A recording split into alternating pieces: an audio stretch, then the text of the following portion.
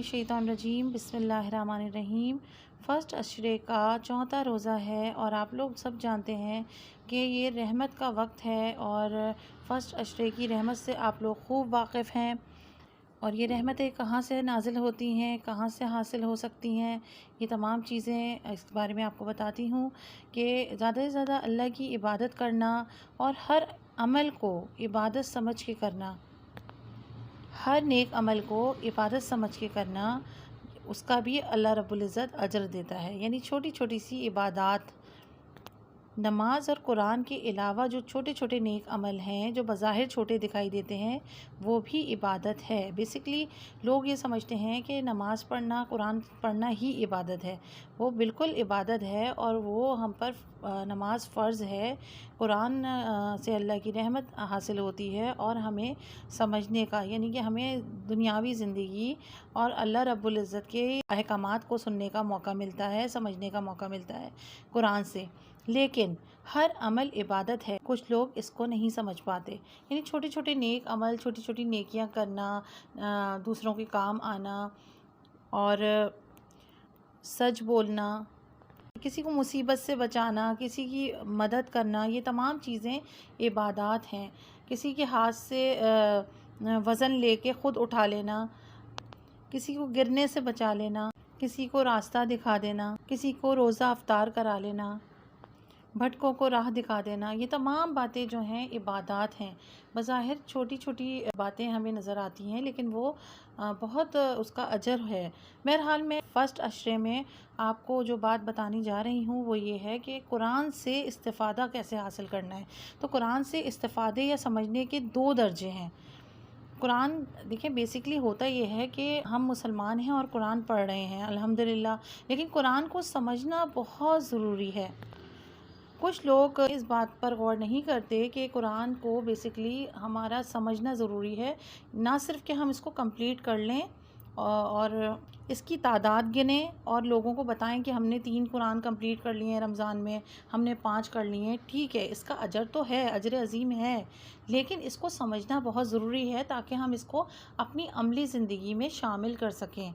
तो कुरान को समझने के लिए क्या करना चाहिए, कुरान से इस्तिफ़ादे या समझने के 2 दर्जे हैं, तो वो कौन से दर्जे हैं, तो वो आज मैं आपको बताऊँगी कि वो 2 दर्जे कुरान के कौन से हैं। और वो 2 दर्जे समझना बहुत ज़रूरी है जिससे हम कुरान में मौजूद अल्लाह ताला हमसे क्या फ़रमा रहा है, अल्लाह ताला हमसे क्या कह रहा है, ये हम तमाम बातों को समझेंगे अगर हम इन 2 दर्जों को समझ जाएं। तो यहाँ बात कर रही हूँ तज़क्कुर और तदब्बुर की। तज़क्कुर, इसके मायने हैं कि नसीहत, याद दहानी, सबक हासिल करना। इस लिहाज से कुरान करीम दुनिया की आसान तरीन किताब है। ये दावा किसी इंसान का नहीं बल्कि अल्लाह ताला ख़ुद इसका ऐलान कर रहे हैं। सूरतुल क़मर में अल्लाह ताला फरमाता है, और हमने कुरान को यकीनन समझने के लिए आसान कर दिया, तो कोई है कि सोचे समझे। यहाँ इसका मफ़हूम ये है कि अल्लाह ताला फरमा रहा है कि आसानियाँ पैदा कर दी हैं कुरान को समझने के लिए। तो अल्लाह ताला सवाल कर रहा है बंदों से कि कोई है, मेरा ऐसा बंदा कोई है जो सोचे और समझे। इस इरशाद बारी ताला से एक बात हम पर वाज़ा हो गई है कि कुरान को यकीनन समझने के लिए अल्लाह रब्बुल इज़्ज़त ने आसान किया है और हमारा काम है कि हम इस पर गौर व फ़िक्र करें, सोचें और समझें। एक जगह और सूरतुल ज़मर में अल्लाह रब्बुल इज़्ज़त फरमाता है, और हमने लोगों के समझाने के लिए इस कुरान में हर तरह की मिसालें बयान फरमाई हैं ताकि वो नसीहत हासिल करें। चुनाचा इस तज़क्कुर के हवाले से सबसे पहले इंसान को कुछ वाक़फ़ियत अरबी ज़बान से हासिल करनी चाहिए ताकि जो कुछ नमाज में पढ़ा जा रहा हो या ख़ुद तिलावत कर रहा हो वो समझ में आए। इसके लिए हज़रत मोहम्मद सल्लल्लाहु अलैहि वसल्लम ने फरमाया कि आदमी को नमाज में इतना ही मिलता है जितना कि उसको समझ में आता है। बाबुस सलात सीरतुन नबी जिल्द नंबर 5 सैयद सुलेमान नदवी। और इसी बात की तरफ कुरान ख़ुद इशारा करता है, हमने इस कुरान को तुम्हारी ज़बान में आसान कर दिया है ताकि ये لوگ نصیحت پکڑیں۔ الدخان، سورۃ الدخان۔ اللہ رب العزت سورہ مریم میں فرماتا ہے، اے پیغمبر، ہم نے یہ قرآن تمہاری زبان میں آسان نازل کیا ہے تاکہ تم اس سے پرہیزگاروں کو خوشخبری پہنچا دو اور جھگڑالوؤں کو ڈر سنا دو۔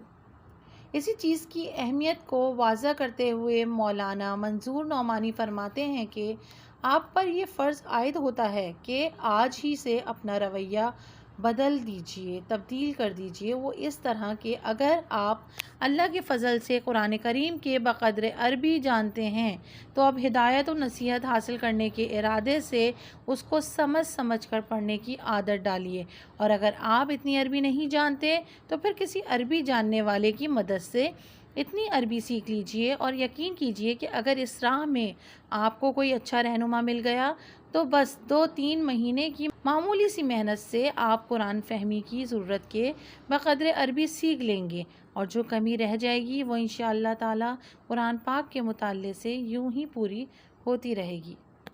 اب میں آپ کو بتاؤں گی کہ تدبر کیا ہوتا ہے۔ قرآن کریم سے استفادے یا سمجھنے کا دوسرا درجہ تدبر کے معنی ہیں گہرا غور و فکر۔ گہرا غور و فکر کرنا ہر مسلمان کے لیے ضروری ہے، یعنی اس قرآن میں سے علم و حکمت کے موتی چن کر نکالنا، احکام کا استنباط کرنا اور پیش آمدہ فقہی مسائل کا حل ڈھونڈنا، اور قرآن کریم کے حوالے سے الفاظ و معنی کی بحث دیکھنا۔ اس کے لیے جان لیجئے کہ باقاعدہ علم حاصل کرنے کی ضرورت ہے۔ ایک مختصر علم نہیں بلکہ بہت وسیع علم بھی اس کی مکمل گہرائی کو سمجھنے کے لیے ناکافی ہے۔ چنانچہ حضرت محمد صلی اللہ علیہ وسلم نے اسی لیے فرما دیا تھا کہ قیامت تک علماء اس سے کبھی سیر نہیں ہو سکیں گے اور اس کے عجائبات بھی ختم نہ ہو سکیں گے۔ یہ ترمذی کی روایت ہے۔ لیکن اس تدبر کے حوالے سے بھی مسلمانوں کو ہدایت دی گئی ہے کہ وہ تغافل نہ برتیں، بلکہ اس حوالے سے بھی اپنی استطاعت کے مطابق اس کو حاصل کرنے کی کوشش کریں۔ سورہ محمد میں ہے، بھلا یہ لوگ قرآن میں غور نہیں کرتے یا ان کے دلوں پر تالے لگ رہے ہیں۔ سورۃ المومنون میں اللہ رب العزت فرماتا ہے، کیا انہوں نے اس کلام پر غور نہیں کیا؟ تو اب میں آپ لوگوں سے، تمام مسلمانوں سے گزارش کروں گی کہ آپ اس تمام آیات پر غور کریں کہ دیکھیں اللہ رب العزت نے جگہ جگہ ارشاد فرما دیا ہے، جس کا مفہوم یہ ہمیں واضح کر رہا ہے کہ غور و فکر کرنا بہت ضروری ہے۔ ہر مسلمان کو، ہر انسان کو قرآن پر غور و فکر کرنا ضروری ہے۔ یہ ہے کہ عربی پڑھنے کا ثواب ہے، قرآن کی تلاوت کا ثواب ہے، لیکن غور و فکر ہر مسلمان پر لازم ہے۔ اللہ رب العزت جگہ جگہ سوال کر رہا ہے اپنے بندوں سے کہ کیا انہوں نے اس کلام پر غور نہیں کیا؟ اور جن لوگوں نے ہمارے لیے کوشش کی، ہم ان کو ضرور اپنے رستے دکھائیں گے، اور اللہ تو نیکوکاروں کے ساتھ ہے۔ سورۃ الصاد میں اللہ تعالیٰ فرماتے ہیں، یہ کتاب جو ہم نے تم پر نازل کی ہے بڑی بابرکت ہے تاکہ لوگ اس کی آیتوں میں غور کریں اور تاکہ اہل عقل نصیحت پکڑیں۔